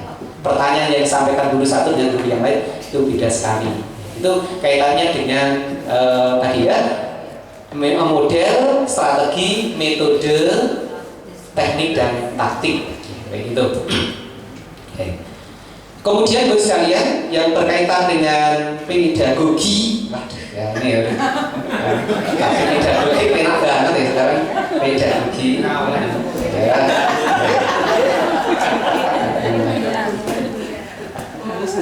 Ya, nah ini penilaian Bapak Ibu, penilaian. Jadi di dalam penilaian nanti mohon bisa dicermati oleh Ibu sekalian. Beberapa definisi yang kadang muncul. Sebenarnya penilaian itu berbeda dengan evaluasi. Penilaian dengan evaluasi itu berbeda. Nah ini, ya, evaluasi itu memang ada irisan antara evaluasi dengan penilaian. Tetapi penilaian, assessment, pada umumnya diartikan assessment, itu lebih bersifat menyeluruh. Sedangkan evaluasi itu setelah kegiatan itu selesai dilakukan. Evaluasi seperti kita memberikan evaluasi pada anak kan setelah kajian itu selesai, Bu. Nah itu namanya evaluasi. Tapi kalau kita mau menilai anak, nggak harus nunggu pelajaran itu selesai. Di perguruan tinggi di tempat kami bos sekalian, ya, dalam satu semester mungkin saya hanya memberikan paper and pencil test sekali, dan itu bobotnya ya paling antara 30-40%. Yang penting adalah kegiatan hariannya. Kegiatan yang dilakukan oleh anak setiap hari. Anak mengungkapkan sesuatu menunjukkan dia kritis, dia kreatif, nilainya tinggi. Sehingga di UNS itu sekarang dikenal sebagai universitas yang anak didiknya manut-manut, nggak pernah ada demo. Gimana mau demo? Dia harus mengikuti perkuliahan. Kalau dia ikut perkuliahan, maka dia nggak akan dapat nilai. Karena nilai itu dari proses. Gitu. Ya. Kemudian di dalam sistem penilaian ada beberapa istilah. Pengujian ini terdiri dari sejumlah pertanyaan yang memiliki jawaban benar atau salah. Kemudian ini berbeda dengan angket. Angket itu tidak ada jawaban salah, itu tidak ada. Kemudian pengukurannya adalah kegiatan sistematik untuk menentukan angka pada objek atau gejala. Penilaian adalah penafsiran hasil pengukuran dan penentuan pencapaian hasil belajar. Sedangkan evaluasi adalah penentuan nilai suatu program dan penentuan pencapaian tujuan dari suatu program. Jadi kalau kita memberikan evaluasi, maka laksanakan setelah pembelajaran itu selesai. Gitu. Ya. Dalam sistem penilaian ini mencakup jenis, soal, pelaksanaan. Jenis ujian ini bisa berupa tagihan yang harus dikerjakan oleh anak atau dikerjakan peserta didik. Nah, acuan penilaian dalam kurikulum 2013 itu bukan hanya kurikulum 2013 ini. Tadi saya katakan penilaian kelas itu sudah ada sejak kurikulum 2006 ATSP. acuan penilaiannya adalah kriteria. Jadi bukan bukan pak, tetapi acuan kriteria. Kriteria tuntutan harus ditentukan lebih dahulu, sehingga semua itu mengacu kepada kriteria yang kita tetapkan. Indikator, karakteristik, ciri-ciri terhadap atau respon yang harus dapat dilakukan atau ditampilkan secara real untuk menunjukkan bahwa peserta didik yang bersangkutan telah mencapai KD tertentu. Ya, penyusunan indikator yang perlu saya sampaikan. Prinsip penilaian, penilaian yang kita gunakan sejak kurikulum 2006 adalah penilaian kelas, classroom assessment. Dalam penilaian itu adalah proses pengumpulan dan penggunaan informasi oleh guru melalui sejumlah bukti untuk membuat keputusan tentang hasil belajar. Jadi classroom assessment itu adalah menggunakan informasi melalui sejumlah bukti. Sejumlah buktinya apa? Ketika anak tampil ke depan, mau tampil ke depan saja, itu kalau biasanya nggak mau kemudian bisa menjadi mau, oh berarti sudah mulai ada nilai tambahnya. Dari semula mau nggak bisa, sekarang mau dan bisa sebagian langkah, sebagian langkah lain harus dipandu, berarti sudah mulai ada peningkatan lagi. Dan nilai dari satu siswa tidak dibandingkan terhadap siswa yang lain. Dibandingkan dari siswa yang lain ini. Dalam penilaian acuan kriteria, ya, bahwa hasil belajar itu tidak dibandingkan dengan peserta yang lain. Tetapi dibandingkan dengan kemampuan sebelumnya. Makanya di dalam penilaian berbasis kelas, penilaian dengan acuan kriteria, kadang-kadang menggunakan iya, kan kelihatan ya. Ini sebenarnya ada persamaan Metzer yang menunjukkan bahwa seseorang, wah ini kelihatan atau tidak muncul. Nih, jadi membandingkan antara keadaan awal dengan keadaan akhir. Tapi tidak dibandingkan kepada yang lain, kepada dirinya sendiri, ya, kepada dirinya sendiri. Sehingga kalau kita lihat di sini, cara memberikan penilaian pada acuan kriteria, itu seberapa besar usaha yang sudah dilakukan oleh anak. Namanya normalizing, peningkatan yang dinormalisasikan. Ini dalam penilaian berbasis kelas atau penilaian di dalam kurikulum 2013, kurikulum 2006 menggunakan acuan kriteria, nilai hasil akhir anak itu tidak dibandingkan dengan teman-teman satu kelasnya, tetapi dibandingkan dengan kemampuan anak sebelumnya. Jadi kalau tadi misalnya anak dari semula belum berani tampil ke depan menjadi berani tampil ke depan, berarti dia sudah memiliki nilai plus, poin plus. Dari semula yang tampil ke depan gitu ya, masih salah-salah dalam mengerjakan, menjadi sebagian bisa mengerjakan, sebagian lain tadi perlu dipandu, oh berarti sudah ada peningkatan. Penting di dalam belajar adalah perubahan perilaku, ada peningkatan perilaku. Ini konsep yang digunakan dalam penilaian acuan kriteria. Cara penilaian dengan berbagai cara, bisa menggunakan teks tertulis, lisan produk, unjuk kerja, proyek pengamatan, dan penilaian diri. Dalam kurikulum 2014 sebenarnya sudah seperti ini yang diharapkan, tapi kenyataannya karena tidak ditetapkan dalam bentuk peraturan pemerintah yang eksplisit, nah ini masih banyak tidak dilakukan di kurikulum 2006. 2013 sebenarnya sudah lebih eksplisit dalam Permen nomor 104 tahun 2014. Tapi pelaksanaan di lapangan, Bapak sendiri yang tahu, ya, gitu. Jadi unjuk kerja, penugasan, hasil kerja, tertulis. Nah, yang paling sering kita lakukan adalah nih, paper and pencil test. Karena apa? Mudah dilakukan, mudah dinilai gitu ya, dan bisa dibawa pulang. Nah gitu ini. Tapi kalau yang lain-lain di sini, ini unjuk kerja, ini ya, kemudian sikap itu perlu dilakukan ketika berada di dalam kelas. Ini contoh performance. Baik, ini penilaian dengan rating scale. Ya, baik. Nah, ini tentang penilaian seperti ini. Hanya saja nanti yang sering kali muncul. Penilaian. Iya Pak, punyanya fisikawan. Iya. Iya. Pak, ini sebelum berlanjut saya malah jadi ingat begini Pak. Ya. Tadi Bapak menerangkan tentang PAN tadi Pak. PAN kok Pak? Pak. PAK ya Pak? Kriteria. PAK ya Pak? Oke. Nah ini malah saya minta PAK, kriteria. PAK Pak. Oke. Bapak malah menerangkan perbedaan PAK dengan PAN Pak.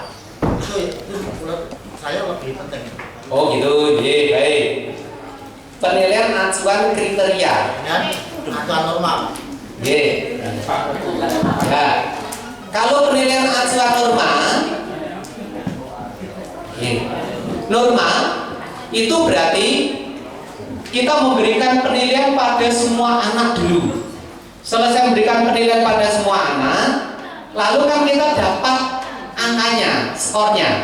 Ya, setelah kita dapatkan skor, lalu dari skor tadi kita bandingkan antara skor siswa dengan distribusi skor dari semua siswa yang ada di kelas ini.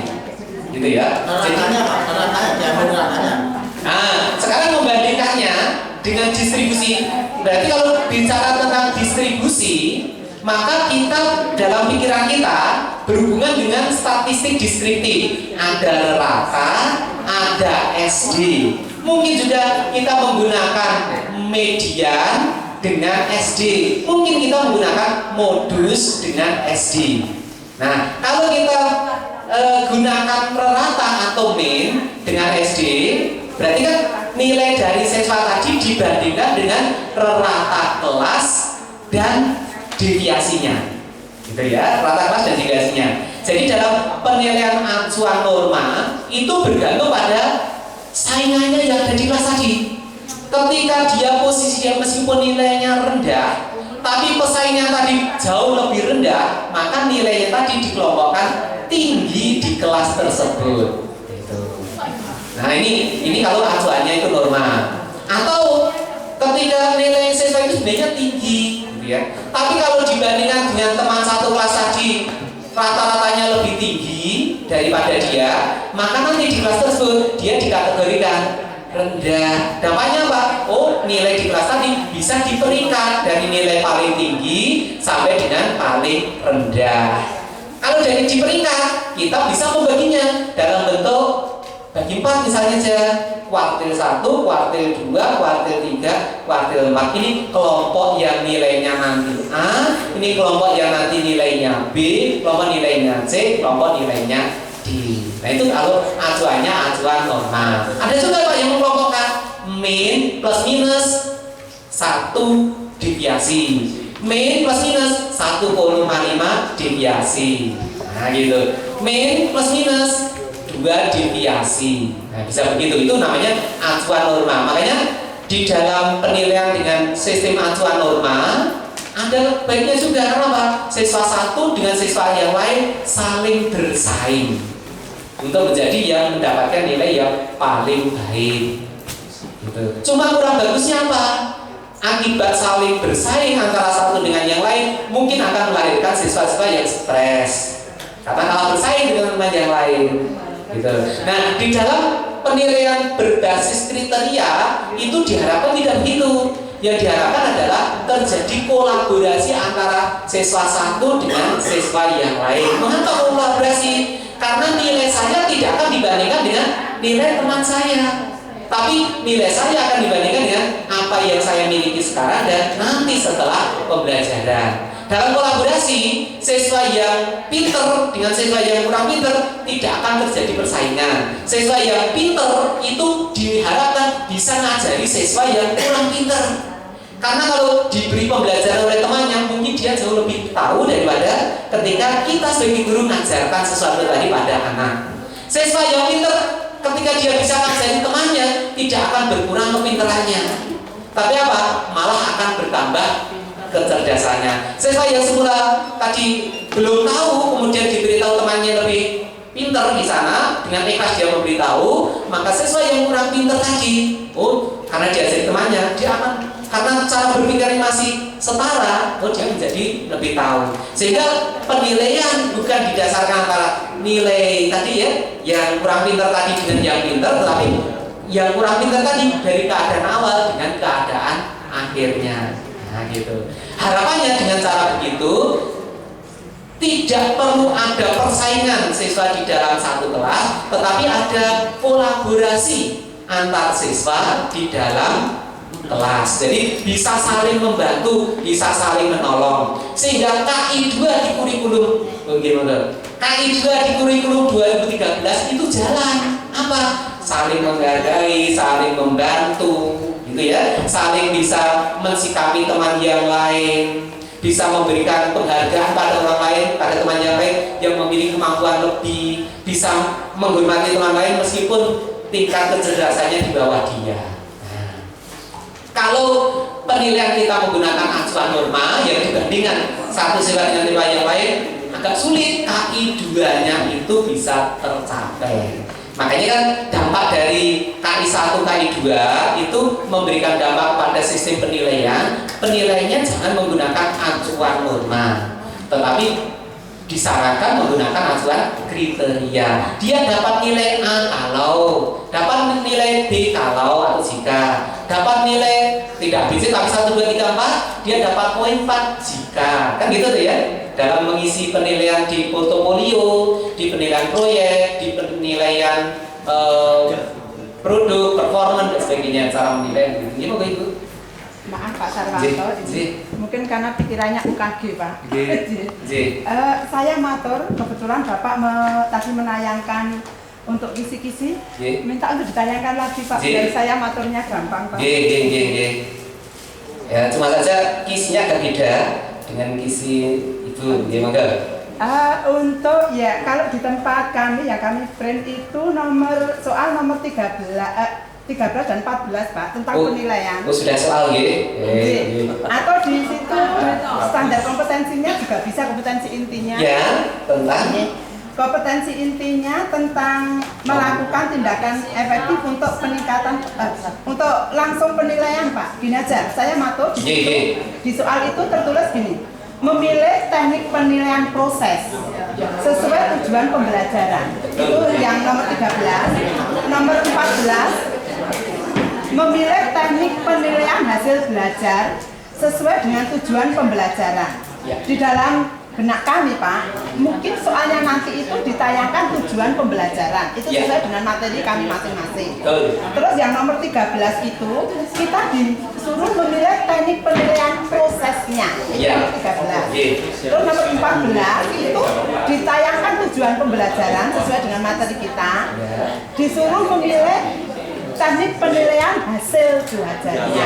Sebelumnya saya maaf ya Pak, tadi saya potong. Saya yakin yang disampaikan Bapak itu berguna, cuma kami mungkin kesusupan. Pakai tulisan Pak. Pajarnya kan pajar tulisan semua.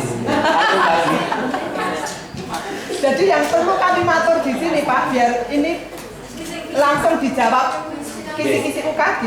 Ini saya ingin ngerti teknik penilaian proses itu yang bagaimana, terus teknik penilaian hasil belajar itu yang bagaimana, itu yang pertama. Yang kedua, nanti saya matur yang media tadi ya Pak ya, sama yang teknik yang diterangkan Bapak awal, yang saya hubungkan dengan isi-isi ya Pak. Ya, baik, terima kasih. Terima kasih sekali, bagus sekalian. Kalau kita lihat tentang teknik penilaian di sini, ada penilaian unjuk kerja, penilaian penugasan, penilaian hasil kerja. penilaian tertulis, portofolio, sikap diri, gitu ya. Nah, mana yang bisa kita gunakan untuk penilaian di hasil belajar? Yang mana nih? Tertulis. Oke, tertulis bisa. Tertulis bisa digunakan untuk penilaian terhadap hasil belajar. Jadi setelah pembelajaran selesai,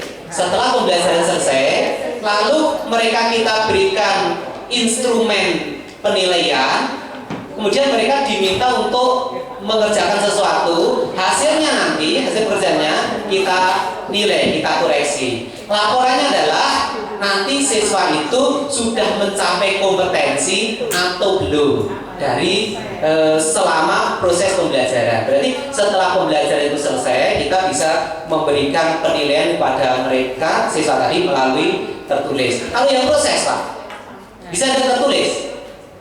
Bisa. Jadi penilaian proses pun bisa menggunakan tertulis. Yaitu apa? Selama proses pembelajaran, siswa mengerjakan sesuatu di lembar kerja pada saat proses. Setelah selesai pembelajaran, dikumpulkan pada kita, gitu ya. Kemudian kita memberikan penilaian, tapi jangan menilai, oh nilainya 4, 5 gitu. Lebih kepada bagikan pada mereka, refleksi. Gitu. Jadi di penilaian proses itu lebih mengarah kepada assessment, lebih mengarah kepada apa yang dilakukan oleh siswa selanjutnya supaya menjadi lebih baik lagi. Itu penilaian proses. Nah, seperti kalau Bapak sekalian akreditasi sekolah, seorang penilai akreditasi sekolah namanya asesor.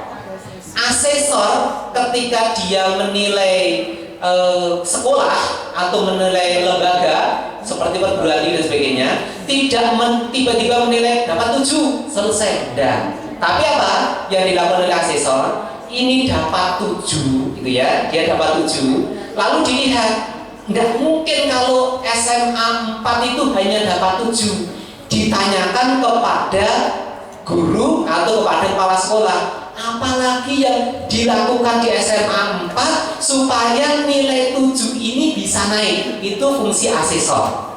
Kita sebagai guru ketika melakukan penilaian proses, gitu ya, melakukan penilaian proses, itu bukan tiba-tiba menilai 4, menilai 5 dan seterusnya, tetapi berikan kesempatan pada mereka.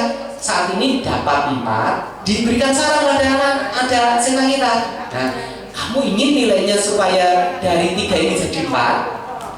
Kalau ingin dari 3 jadi 4, coba perbaiki ini. Nanti saya ingin ini ada tambahan ini seperti ini. Kalau kalian bisa menambahkan seperti ini, nilaimu dari 3 bisa menjadi 4. Proses di situ. Ini misalnya untuk kerja ya. Coba ulangi, dihentikan dulu. Coba ulangi. Kalimat itu tadi diganti dengan kalimat yang lebih bersifat standar bahasa. Nah, menggunakan bahasa Indonesia yang baik, ada subjek, predikat, objeknya. Coba ulangi sebentar saja.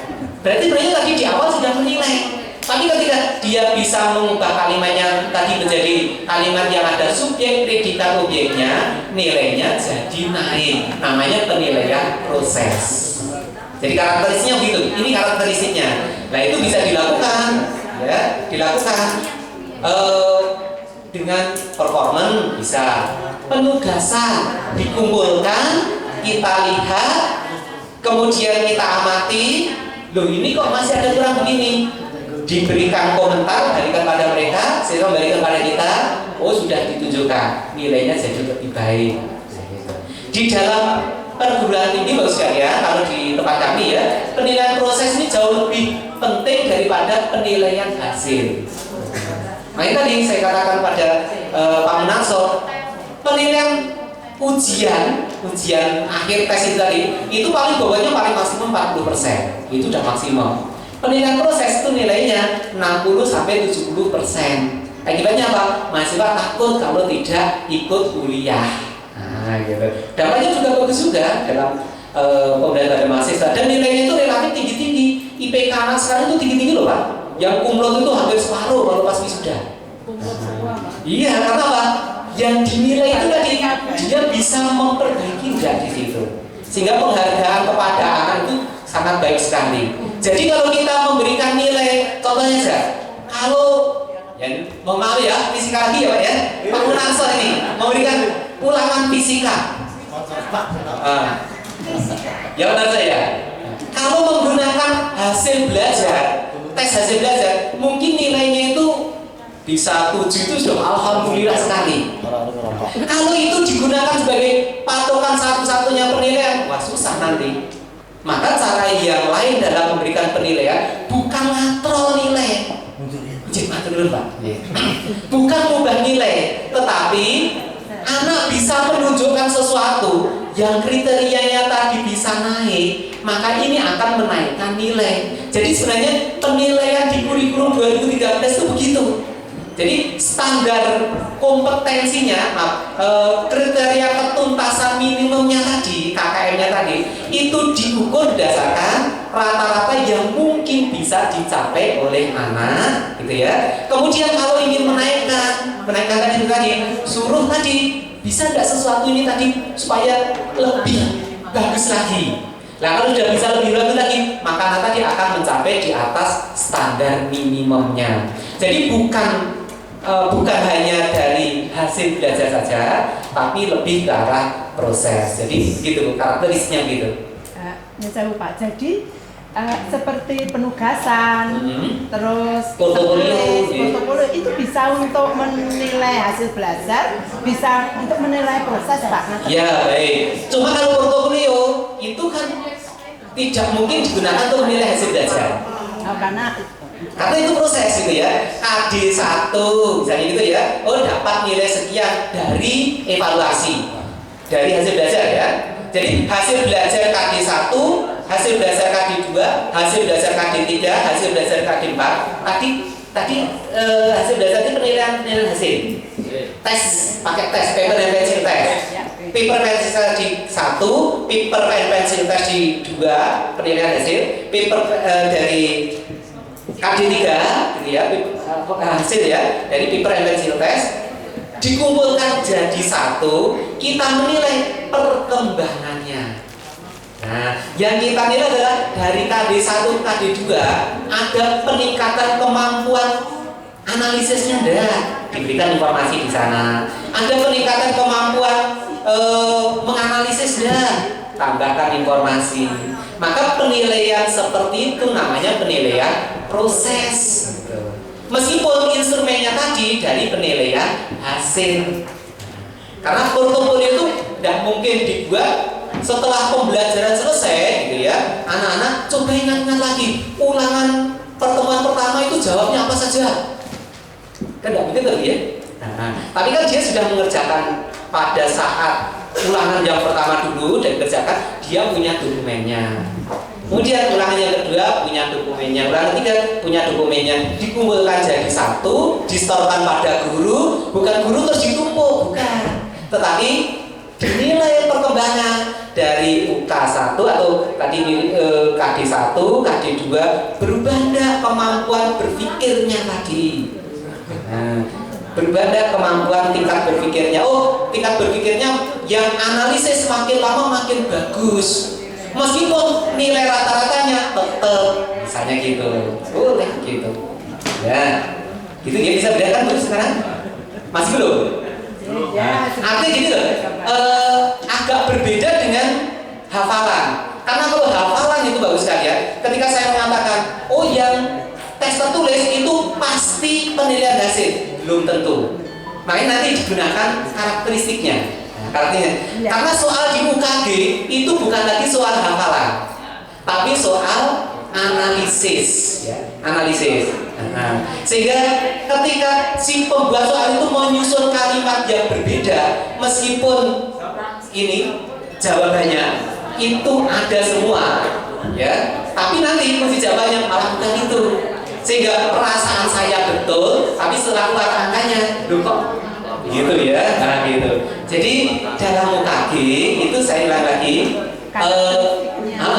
yang perlu saya sampaikan di sini adalah karakteristik dari apa tadi ya, karakteristik dari pedagogi tadi, mulai dari penilaian, pembelajaran, PTK dan sebagainya. Begitu Bu. Oke. Monggo Bu. Ini masih penilaian Pak, hubungannya dengan penilaian. Ini pada kisi-kisi yang terakhir. Ya. Kisi terakhir itu Pak C. Gimana Bu? Monggo. Itu berbunyi begini. Menetapkan permasalahan yang harus diselesaikan berdasarkan hasil evaluasi proses dan hasil belajar. Pemikiran kami Pak. Jadi nomor terakhir itu berkesinambungan dari nomor-nomor di atasnya, nomor 13 dan 14. Nomor terakhir itu nomor 15. Itu menurut hemat kami gini. Jadi nanti itu apa disodorkan hasil dari penilaian proses itu kurang bagus, hasil dari penilaian penilaian proses dan penilaian hasil itu kurang bagus, terus masuklah ke nomor terakhir, yaitu menetapkan permasalahan. Yang kami tanyakan itu kira-kira kami ingin diberi satu gambaran gitu loh Pak Satu. Ya, baik, terima kasih. Jadi begini Ibu sekalian, itu sudah berbicara tentang ya, di dalam penilaian itu tindak lanjut dari penilaian. Nah, betul. Tindak lanjut dari penilaian. Nah, di dalam tindak lanjut dari penilaian itu Bapak sekalian, mohon nanti bisa dicermati di sana, bisa dilihat dari kalau Bapak sekalian sudah pegang Permen 104 tahun 2014 di bagian akhir itu ada tindak lanjut dari penilaian. Ada tindak lanjut dari penilaian. Apa? 104 tahun 2014 Permendikbud. Itu tentang penilaian. Betul. Nah, di sana sudah ada rambu-rambu kapan atau bagaimana cara menindaklanjuti. Berapa? Aja Pak, itu yang tiap indikator itu ditunjukkan aja indikator ini tuh maksudnya apa gitu tuh loh.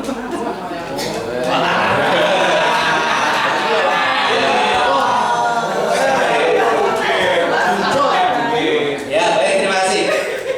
Ya, jadi intinya, nah ini Pak, menggunakan informasi penilaian untuk ketuntasan, kemudian mengkomunikasikan hasil penilaian pada kemudian berkaitannya dengan bagaimana melaporkan pada rapor. Yang lebih penting ketika kita sudah melakukan penilaian, informasi dari hasil penilaian dan evaluasi ini digunakan untuk refleksi. Refleksi itu pertama, refleksi kepada proses. Refleksi kepada proses pembelajaran. Yang kedua, refleksi kepada proses itu maksudnya begini, berapa persen itu kita harus melakukan remedial teaching. Nah gitu, di Permen 104 sudah ada. Berapa persen refleksinya tadi tidak perlu remedial teaching, tetapi dengan penugasan, memberikan tugas. Nah, itu sudah ada di Permen nomor 104 tahun 2014. Monggo Pak. Dia Bu ya. Dia Bu. Ini jadi kembali ke strategi, metode sama model pembelajaran tadi. Jadi saya bertanya tentang apakah ada perbedaan antara teknik bertanya, strategi bertanya dengan keterampilan bertanya. Kalau memang ada, jadi bagaimana cara yang efektif dan menyenangkan untuk menciptakan teknik, strategi ataupun keterampilan bertanya itu? Itu pertanyaan saya. Ya, sudah. Oh, dan nah tadi yang saya sampaikan tadi bukan strategi bertanya tetapi strategi pembelajaran. Tapi saya tanya. Oh iya, yang ditanyakan strategi, teknik dan taktik tentang bertanya ya ya. Strategi, teknik dan keterampilan bertanya. Oke, baik. Dalam membuat pertanyaan, ya dalam membuat pertanyaan itu ada beberapa strategi yang harus kita tetapkan, yang harus kita ketahui. Yang pertama, kita lihat karakteristik peserta didik. Kita sudah tahu karakteristik peserta didik kita. Yang akan kita tanyakan pada mereka itu sesuatu yang sudah dia kenal atau sesuatu yang baru. Kalau sesuatu yang sudah kenal, berarti kita bisa bertanya dengan menggunakan kata tanya yang high order thinking. Tapi kalau sesuatu yang tadi belum dikenal oleh mereka, kita bisa menggunakan pertanyaan yang bersifat tertutup. Tertutup yang sebenarnya jawaban mereka ya tidak, dikotomi jawabannya ya tidak, benar salah, gitu ya, setuju tidak setuju, dikotomi banyak jawabnya begitu. Kemudian yang kedua, tadi kan dia sudah kenal atau belum ya. Yang kedua, ketika kita bertanya dengan menggunakan sesuatu yang ada di hadapannya atau sesuatu yang jauh. Jadi bendanya, objeknya ada di tempat ini, kemudian kita tanyakan kepada mereka dengan yang tidak ada di tempat ini, kemudian kita tanyakan pada mereka, gitu ya. Maka strategi bertanyanya itu juga berbeda. Kalau yang ada di sini berarti kita tidak perlu bertanya pada proses, menunjukkan proses, langsung mempertanyakan pada objek pertanyaan. Tapi kalau yang ditanyakan itu tidak ada di sini, ada di tempat yang lain, gitu ya, yang objeknya tidak bisa diamati dari sini, tidak diamati siswa, maka kita harus menceritakan proses. Contohnya begini, mungkin baru sekalian pernah saya tunjukin bagaimana menggunakan garpu tala. Garpu tala dipukulkan di meja, kemudian dekatkan telinga. Garpu tala dipukulkan meja, kemudian telinganya suruh nutup, dekatkan pada telinga tertutup. Tidak perlu bertanya dari mereka. Pukulkan meja, gitu ya. Terus telinganya dibuka, garpu talanya di gagangnya tadi sentuhkan di batuk, kayak gitu. Baru ada pertanyaan, apa yang terjadi kalau ini garpu tala terpukul meja, terus saya sentuhkan di dahi, telingamu ditutup. Nah, berbeda dengan ketika kita bertanya pada anak, ini tadi tidak saya bawa, ada di jauh sana, saya tidak membawa garpu tala. Anak-anak, misalnya gitu ya, cerita dulu prosesnya, diceritakan dulu, baru di belakangnya. Menurut kalian, apa yang terjadi kalau garpu tala tadi dipukulkan, digetarkan, disentuhkan di dahi, kemudian kita diminta untuk mendengarkan. Nah, gitu. Jadi itu strategi yang perlu digunakan. Sedangkan sekarang tekniknya, teknik bertanya itu ada low order thinking, ada high order thinking. Low order thinking menggunakan kata-kata tanya yang sifatnya proses. Kalau low order thinking itu sifatnya tertutup, artinya pada satu objek tertentu, jawabnya hanya pada objek itu dan tidak memungkinkan untuk dijawab yang lain. Nah, yang diharapkan di kurikulum 2013 dalam teknik bertanya adalah yang jawabannya tidak tunggal. Nah, itu. Dalam kurikulum 2013, pertanyaan yang baik adalah pertanyaan yang jawabannya tidak tunggal. Kalau di kurikulum sebelumnya, soal itu kalau pertanyaan itu jawabannya itu jamak, jawabannya bisa lebih dari satu, itu soal yang tidak baik. Ya. Malah kalau soal dulu jawabannya itu ada beberapa, itu soal yang tidak baik. Tapi kalau sekarang soal yang jawabannya hanya satu, itu malah yang dihindari.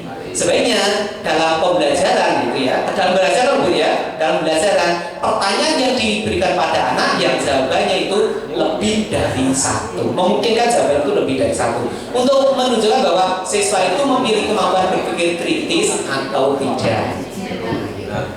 Oke, lagi ya Pak. Bapak, boleh satu. Jadi saya ini ya Pak tentang tujuan pembelajaran kan kan dihapuskan, tapi ini masih ada. Jadi cara merumuskan tujuan pembelajaran apabila dikaitkan dengan lingkungan kontekstual itu dalam pembelajaran seperti apa ya? Iya, baik, terima kasih. Nah, sebelum kita membuat tujuan pembelajaran, urutan dalam merancang pembelajaran itu kan mesti ada kompetensi dulu. Ada kompetensi inti, kemudian kompetensi dasar, kemudian indikator. Indikator itu tidak boleh lepas dari kompetensi tadi. Ketika kita sudah menuliskan indikator, sebenarnya indikator itu apa sih? Indikator itu perilaku.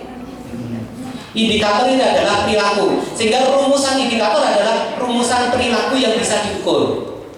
Tujuan itu adalah implementasi dari indikator. Implementasi dari indikator. Oleh karena itu ketika Bapak sekalian mau melakukan KBM, kegiatan belajar mengajar, setelah indikator tujuan baru KPM. Jadi tujuan itu menjembatani antara indikator dengan KPM. Nah, karena menjembatani antara perilaku yang nanti diukur dengan kegiatan pembelajaran yang akan dilakukan, di tujuan itu memuat 4 komponen, yaitu siapa yang belajar, audien. Yang kedua, indikatornya, behavior, B. Yang ketiga, untuk bisa mencapai indikator tadi diperlukan apa dalam kegiatannya? Condition, C condition. Yang terakhir, anak itu sudah mampu mencapai indikator tadi, itu ditunjukkan dengan apa? Degree. Jadi dalam pembuatan tujuan pembelajaran itu ya, itu ada 4 komponen yang harus dipilihkan di sana. Audien, siapa yang belajar?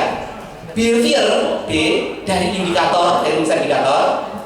C, condition, alat atau suasana apa yang diciptakan supaya mencapai indikator tadi. Kemudian D, degree, ya, sampai tahapan apa dikatakan sudah mencapai kompetensi.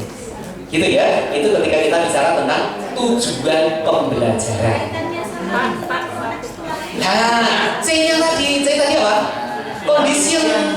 Jadi kondisi yang seperti apa, alat belajar apa yang disediakan supaya indikator tadi tercapai, itu namanya kontekstual. C-nya tadi. Oke, baik, terima kasih karena waktunya udah habis ya. Oh, mau Ibu. Saya pengen kalau boleh Pak, yang tadi aja yang ditanyakan hubungannya dengan bullying tentang evaluasi dan penilaian tentang isi dari itu. Kalau boleh Bu, coba dijabarkan satu bentuk contoh soal tentang penilaian akhir dan evaluasi itu kira-kira kalau keluarnya nanti bentuknya itu modelnya kayak apa aja satu aja Pak, ini terakhir Pak. Coba ya Bu ya, mohon maaf ini satu aja ini Pak. coba saja, saya nggak tahu Contoh kayak apa gambarannya? Apa? Suaranya 2 saja. Gambarannya satu aja Pak, Pak, kira-kira Pak. Soal 5 saja yang jelas keluar dari. waduh, itu karena saya bukan ini Pak. Satu aja Pak, tentang penilaian tadi di indikator itu.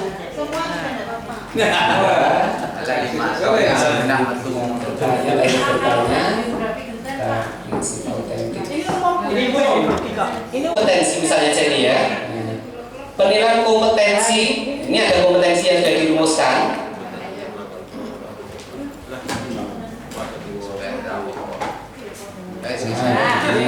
Misalnya begini.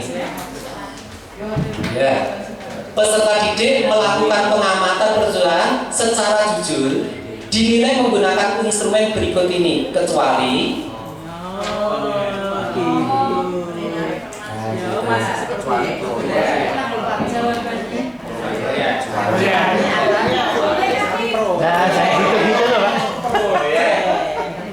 oh gini toh tadi, itu namanya bimbingan belajar. Lewat muka dia mau ujian apa?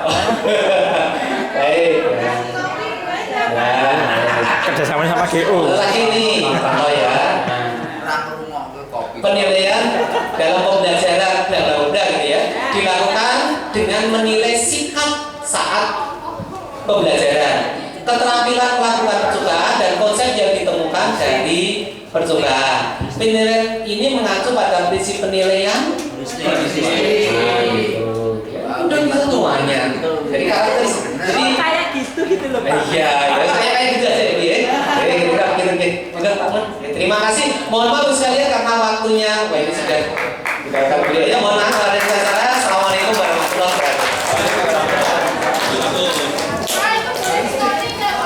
Bapak yang kami hormati, tentunya untuk waktu yang sangat singkat ini kita berpuasa begitu luasnya materi Pak. Namun kalau cara hanya 2, kompetensi didaktik dan kompetensi profesional. Karena kita sudah diberikan dasar teknisnya untuk analisa dan kita memahami permasalahannya, kita bisa terus menaruh persiapan sendiri. Jadi ini hari kita paling tidak kita sudah berikan kepada dasar teknisnya sejauhnya. kemudian pendekatan dengan belajarnya juga kita mengenalkan para tokoh-tokoh yang sebenarnya. Jika untuk luasannya dan pendidikan sebagainya kita serahkan kepada ibu untuk mempersiapkan ini baik-baik. Seperti yang saya sampaikan, hal yang paling kita dahulu adalah ketika pelaksanaan KBI semoga selesai. Tapi sebelum kami sudah kami bimbingan belajar pada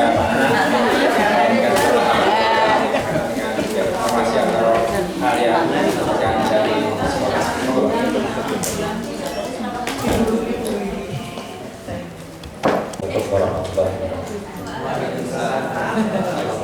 pada sore hari ini kita sudah menyelesaikan salah satu bentuk upaya kita, bukan untuk lulus UKG, tapi untuk meningkatkan kompetensi kita sebagai guru.